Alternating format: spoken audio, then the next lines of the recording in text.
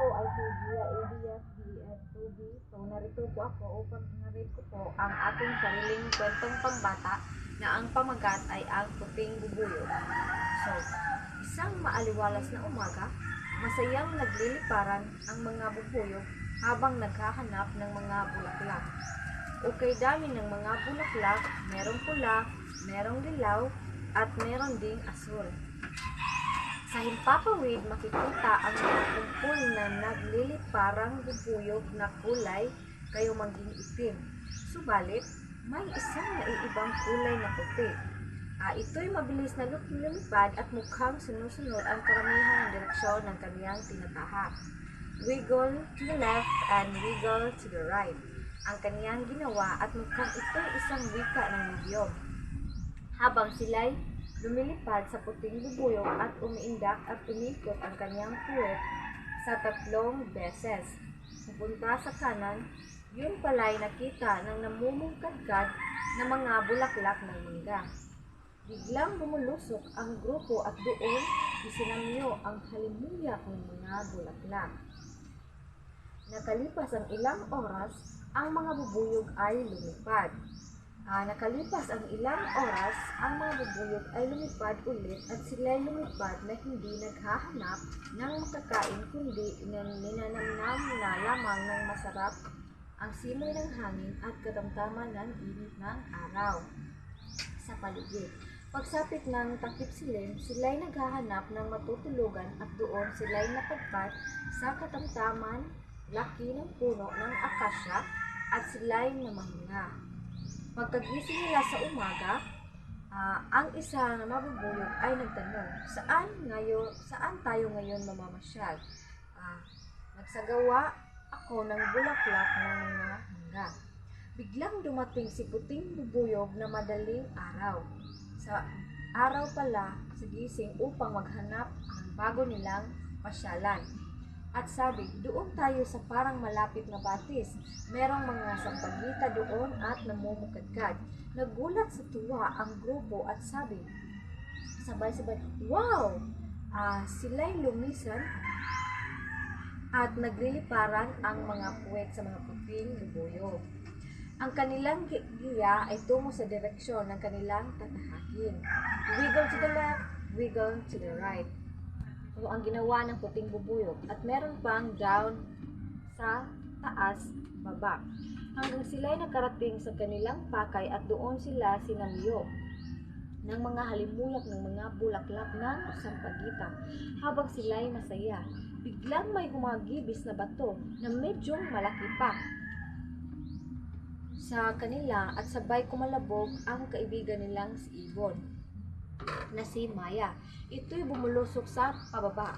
Nakita nila ang 2 bata na nagtatakbuhan tungo sa direksyon kung saan nahulog si Maya at ito'y namatay.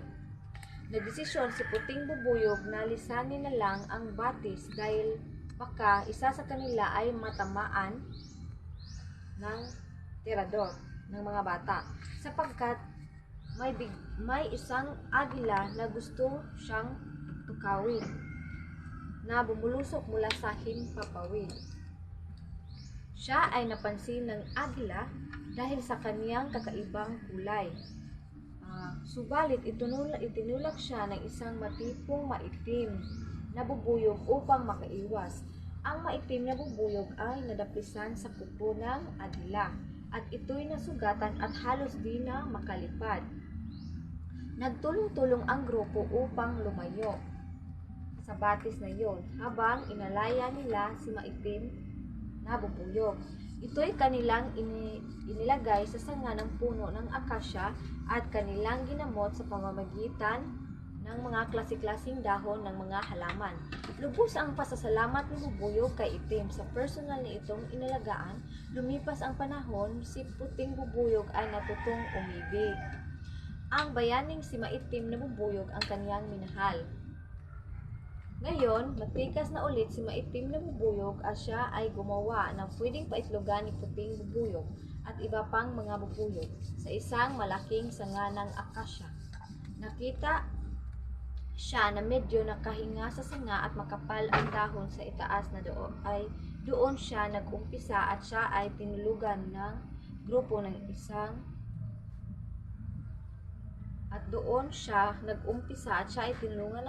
upang ito'y mabuo. Maganda ang kanilang gawa na purong mga condo units ng mga tao. Ito'y pormang diamond at ito'y may dinadaanang daluyan ng hangin ng instruktura na parang ginawa ng isang arkitekto. Wow! Sabi ni Puti at iba pang mga kababaihan. Galing ninyo boys, sabi ng lahat. Ito'y aming tungkulin upang kayo'y mabigyan ng iyong paitlogan. Para sa ating lahi, sabi ni Maitim at mga kasamang lalaki na bubuyog. Mag-organisa ang mga bubuyog sa kanilang bagong tahanan. Sila'y naghati-hati sa 5 grupo. Ito'y binubuo ng mga sumusunod na mandirigma, fighter, mga laborer na siyang naghahakot ng mga pagkain at dagdag instruktura sa kanilang tahanan. Mga scorer o giya kung saan sila ay naghahanap ng mga bulaklak at bagong simbol para ituro sa grupo ang mga artikulo na nagdedesenyo sa pagpapalago ng kanilang tahanan. Binubuo ng mga babae upang mangitlog o ang mga breeder na binubuo ng mga babae upang mangitlog. Ang sistema ng kanilang sinusunod ay minanapa nila sa kanilang mga ninuno. Kaya masaya sila sa kanilang pamumuhay na walang away at hidwaan. Walang nag-aagawan ng trabaho. Sila'y tuloy-tuloy lang sa kanilang adhikain sa buhay. Ngayon, si Puting Bubuyog ay higit na malaki at maganda na siyang namumuno sa kanilang breeding ground. Si Maitim na Bubuyog ay malaki at matipuno na siyang namumuno sa mga trabahador, mga gwardya at mandirigma upang mapanatili ang kaayusan ng kanilang magandang tahanan. Ang mga arkitekto ay naglalagay rin ng dagdag na malapad na dahon sa bandang babaw ng kanilang tahanan upang makapagsimula ng mga paitlogan at hindi mabasa ang kanilang mga anak. Ang mga anak nila isa sa lahat ng ama at ina. Isa ay ina at ama ng lahat ng mga batang bubuyog. Wala silang contest o kompetisyon sa lahat ng bagay mula sa pagkain, sa trabaho, mga kwarto at bahay ng iba pa. Bawat isa sa kanila ay naghanda ng mga kwarto na ginawa ng kanilang nagkakaisang mga magulang.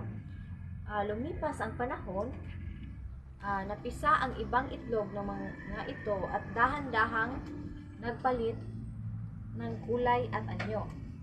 Ang dating mga itlog ay naging kulay kayong maging itim at tumutubo ang mga pakpak. Gumawa ulit ng grupo sina Puti at Itim na bubuyog ng grupo mula sa mga kababaihan. Gumawa sila ng mga teachers o guro o trainers.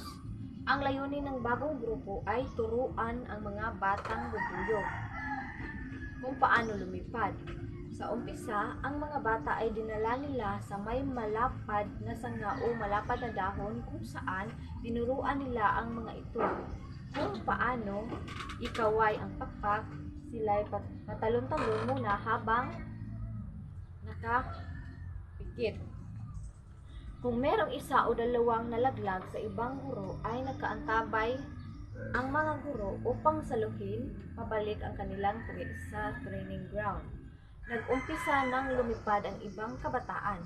Sila ay walang tungkulin kundi maglaro lamang at mamasyal. Ninamnam nila ang sarap ng buhay, sagana sa lahat. Marami silang papa at mama at marami silang naimbak na pagkain. Ngayon, ang mga guro ay naging gwardya na sa mga kabataan.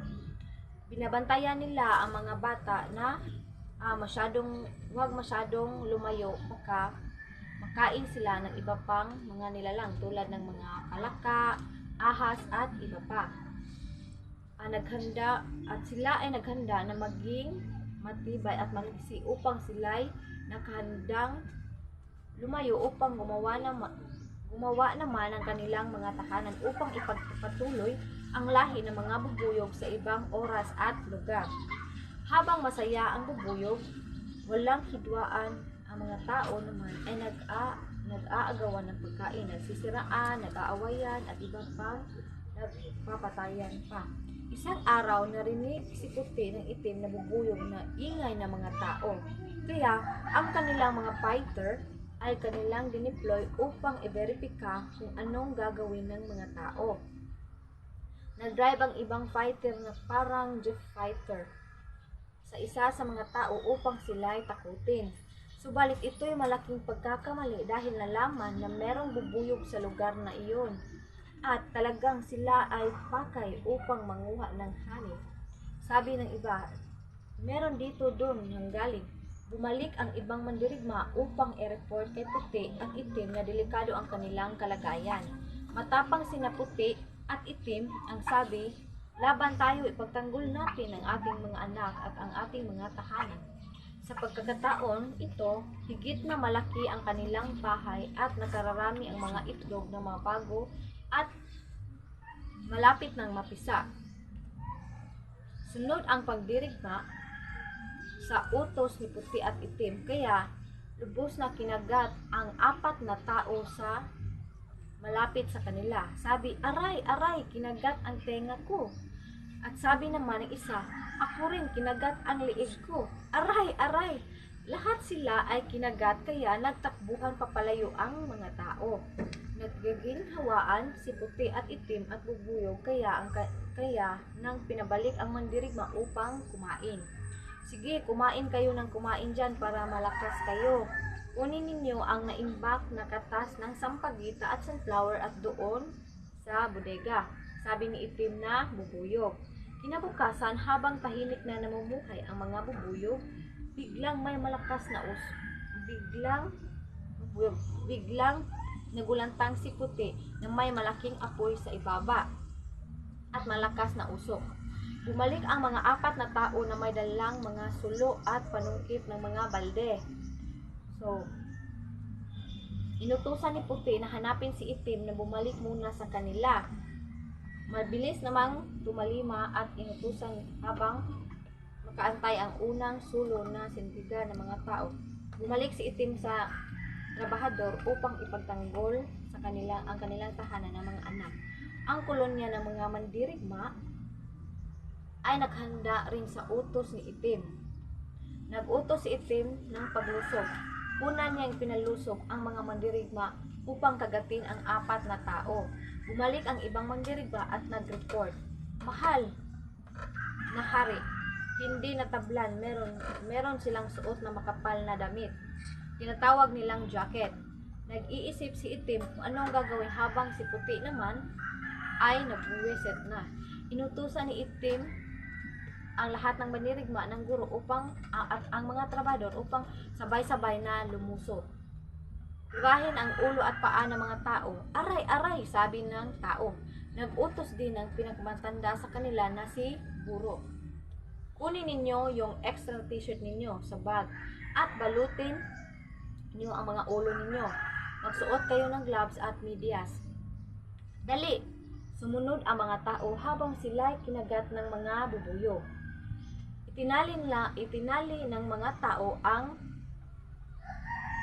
3 sulo o 3 panungkit upang makaabot sa tahanan ng mga bubuyog.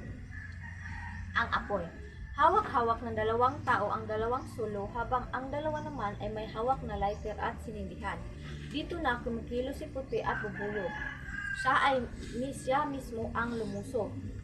Pagkilos ni Puti, sumunod ang kababaihan. Higit na matapang ang mga babae kaya sila'y walang kakayahan tulad ng mga lalaki. Ayaw ng mga kababaihan mamatay ang kanilang mga anak. Umatake sila na parang wala ng bukas.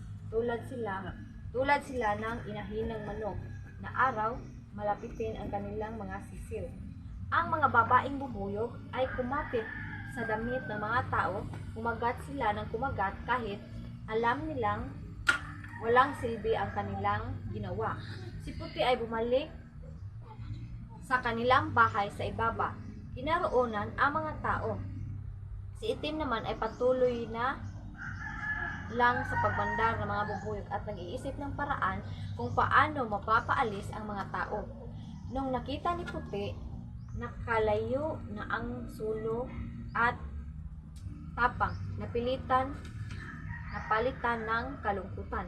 Habang tinitignan niya ng palapit ang apoy sa tahanan ng kaniyang mga anak, apo at pamangkin.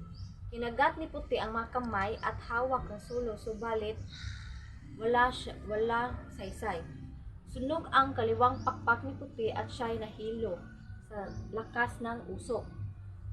Bumalik pataas si Puti sa pwesto ng mga itlog sa mga napisa at mga itlog at ibinuka ang kaniyang mga pakpak na parang pakpak na gusto niyang takpan ang mga ito upang wag masunog at mamatay.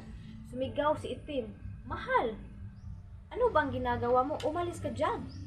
Sumagot si Puti, "Mas masakit mabuhay kung makita mo na namatay ang iyong lahi. Mas matamis mamatay kung ang iyong buhay ay iyong ibinigay sa iyong minamahal."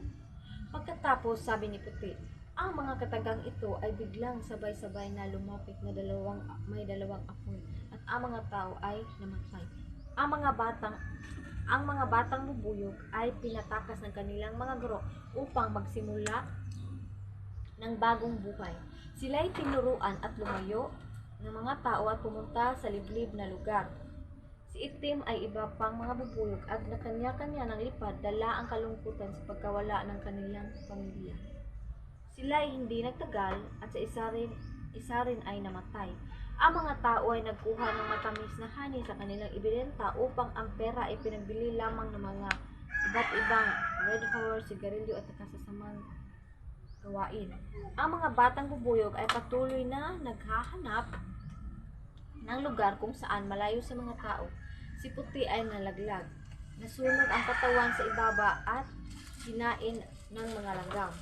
Nawala ang kaniyang buhay, ngunit marami siyang naiwang mga kabataang bubuyog na patuloy na nagbabasakali na mabuhay at magkapagsimula muli.